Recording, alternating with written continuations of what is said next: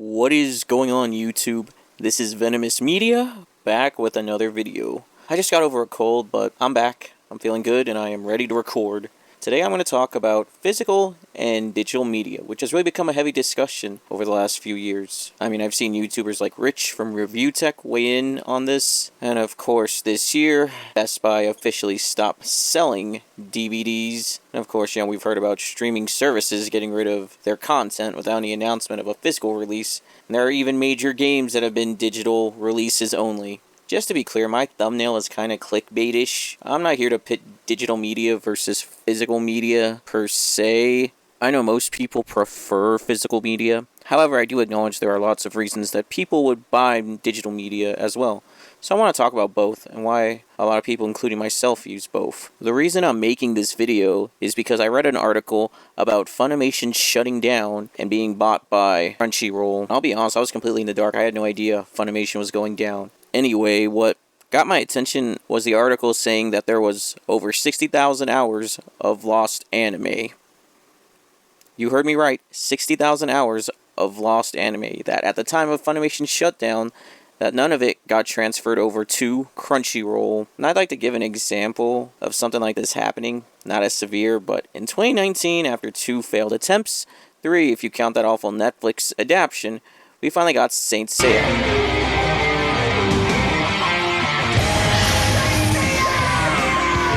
Also known as Knights of the Zodiac, in North America, and it was slowly released little by little. The entire series wasn't on Netflix until April 2020, and by December 2021, it was taken off. So yeah, it was only on Netflix for a little over a year. And to my knowledge, there haven't been any home releases of the Netflix English dub of Saint Seiya. And it finally came back to streaming via Crunchyroll in April of 2023.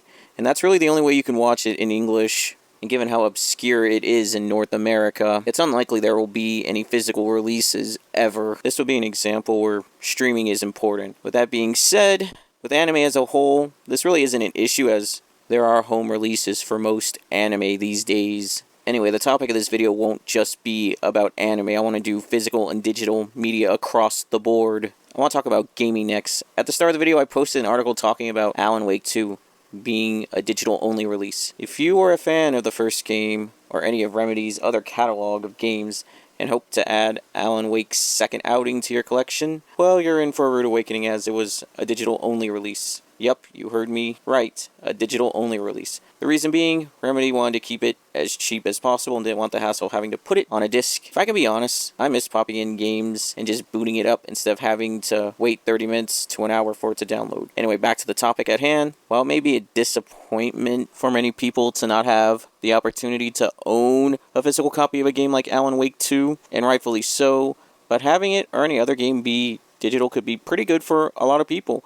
For quite a few reasons, and I'm going to talk about that. First and foremost, it's convenient. You can just download games without ever having to leave your home, which is a good thing, especially if you work long and very late hours, and will be using your off days to rest and not leave your home. Yes, I know some might say that's lazy, but I've been there, and I know plenty of people who want to use their off days to rest without having to leave their homes.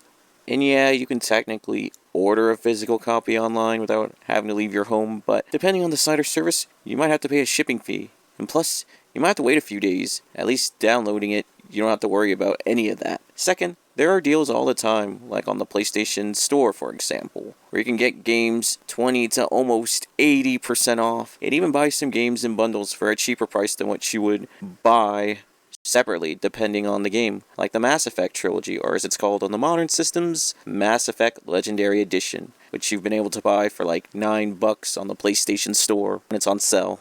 Also, you don't have to worry about disc ever getting scratched or damaged. Some discs I've owned have sadly finally gave out. It's not just a disc, my Xbox 360's disc reader has finally gave out. It still boots up fine, but it can't read disc, and I never bought any digital games on my 360. I actually saved that for my PS3.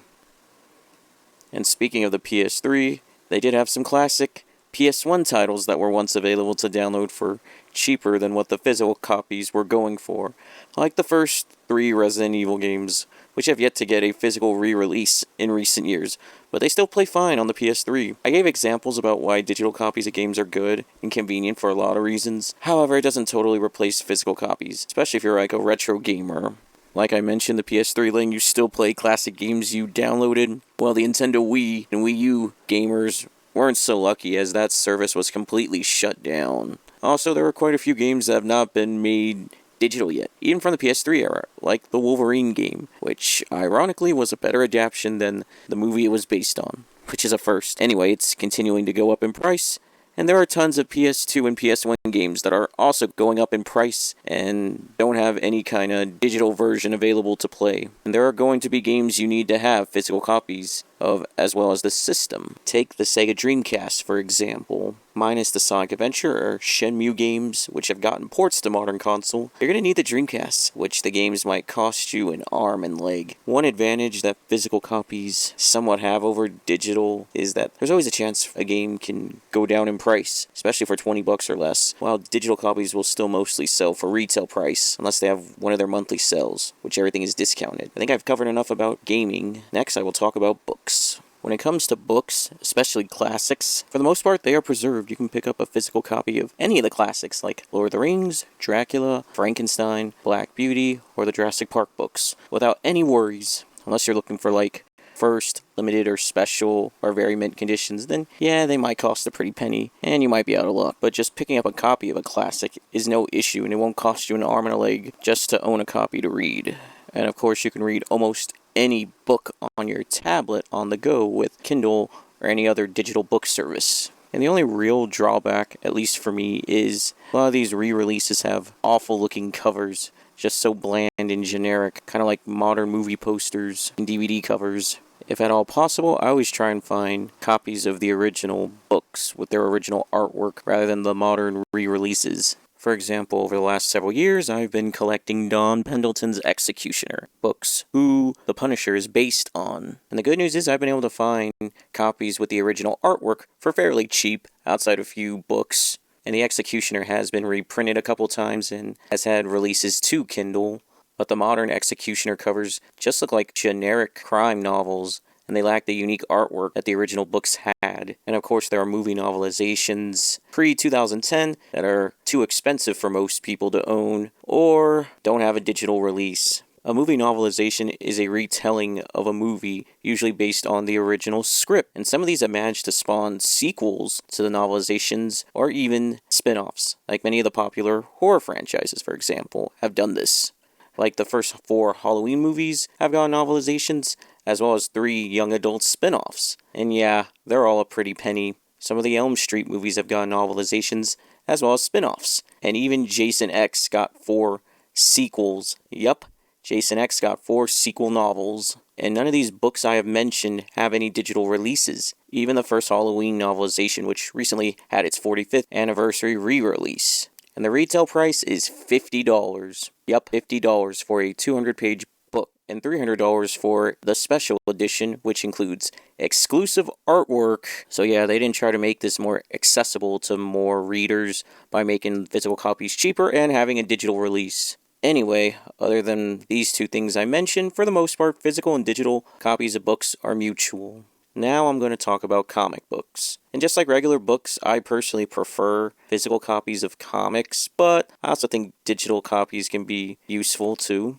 These days when it comes to comic books, there are digital subscriptions like Comixology, because these days you can't go to your local comic book shop blindly and just pick up whatever and hope that you're going to mostly find good books to read, especially if they're from the big 2. At least Comixology allows you to read these books out of curiosity if you don't want to blow money off on a physical copy, unless you know you're going to enjoy the book, which you need to do if you're going to buy a physical copy these days. Another advantage of digital copies are that they give more people access to them, especially when it comes to like books on Kickstarter and Indiegogo. Let's say you don't have the cash for a physical copy, at least you can buy a digital copy cheaper, which I know can be helpful for a lot of people, especially those that don't live in America. Like Canada, for example. Shipping costs are insane there, so having access to a digital copy helps Canadian fans. Also, when it comes to classic stories from Marvel and DC, the good news is they are preserved in trade paperbacks and digital format. And speaking of trade paperbacks, that's honestly all I buy these days,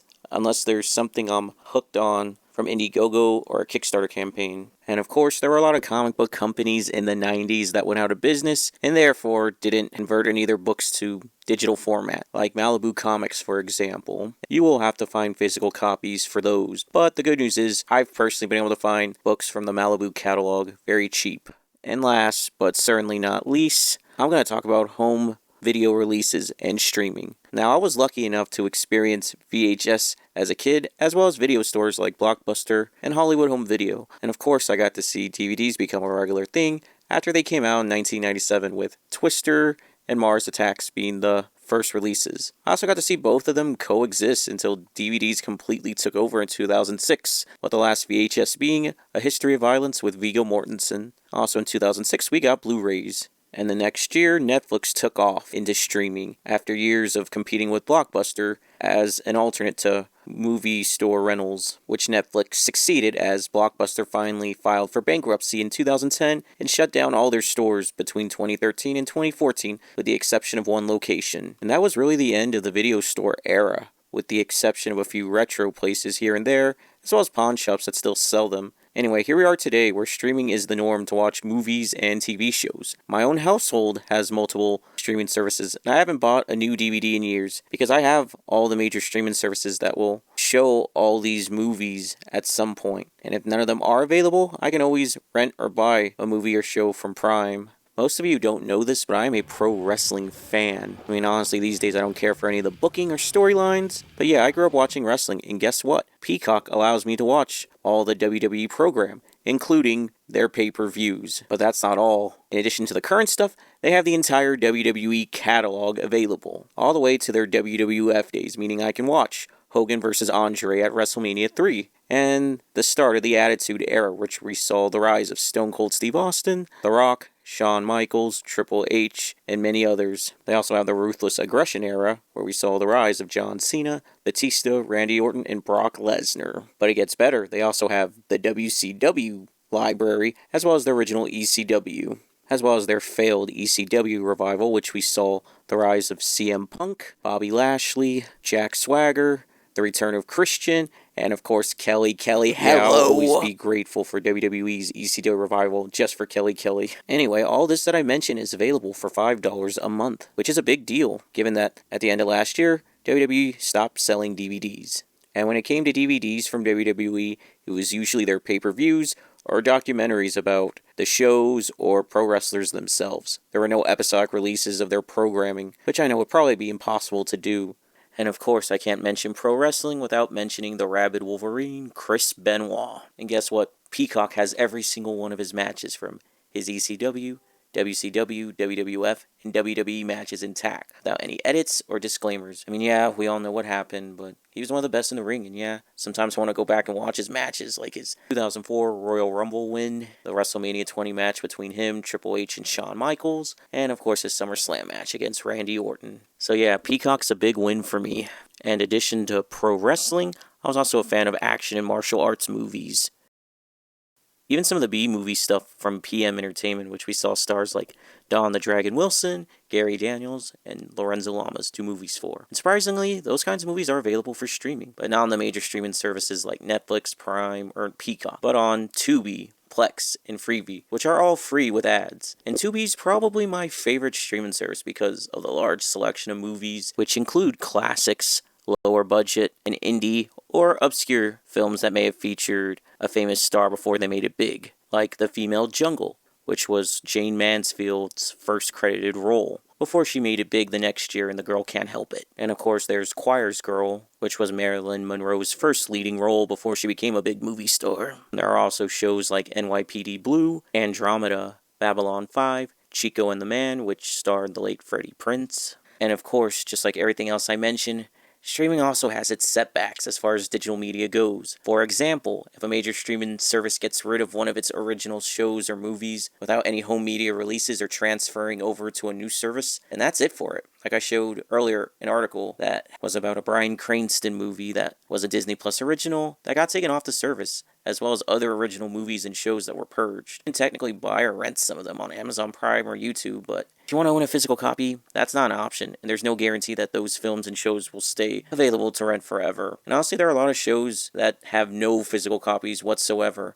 and when they leave whatever streaming service they're on, that's it. And it's not just obscure stuff, but even popular movies with home media releases could leave a major streaming service. And if you don't have the streaming service, it does end up on Next or a physical copy of the movie, then you won't be able to watch it until it eventually comes back to one of your streaming services. But that's the price you have to pay if you mostly use streaming service for movies and shows instead of home releases. And you're pretty much on borrowed time and have to watch them as quickly as possible before they leave, rather than having a physical copy at home at your convenience that you can watch whenever. Also, you can have all the streaming services, and a movie you want to watch may not be on any of them, especially if it's something that's pre-2010, which is why it's a good idea to have physical copies, if at all possible. Now that I've talked about the different kinds of media, I'll give my final thoughts on it. Overall, I have a balance of both physical and digital media. I don't think physical media should become a thing of the past and should be preserved at all costs. However, I think digital media should continue since it's very convenient for a lot of people. Both should stick around. Do any of you have a preference for physical or digital media, or do you use both? Let me know down below. Make sure you comment, like, and subscribe. This is Venomous Media, signing off.